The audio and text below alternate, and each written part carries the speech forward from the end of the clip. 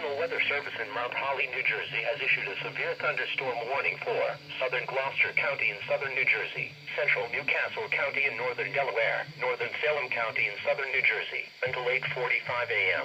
At 7:56 a.m., National Weather Service Doppler radar indicated a severe thunderstorm.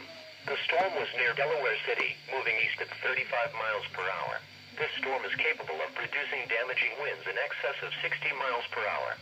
The severe thunderstorm will be near Salem and Carneys Point around 8:05 a.m., Woodstown and Alloway around 8:15 a.m., Woodstown around 8:20 a.m., Mullica Hill around 8:25 a.m., Elmer around 8:30 a.m., Glassboro and Pittman around 8:35 a.m.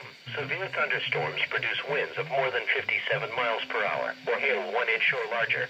Repeating, a severe thunderstorm warning has been issued until 8:45 a.m. for the following county, Newcastle County, Delaware, and the following counties in New Jersey, Gloucester, and Salem.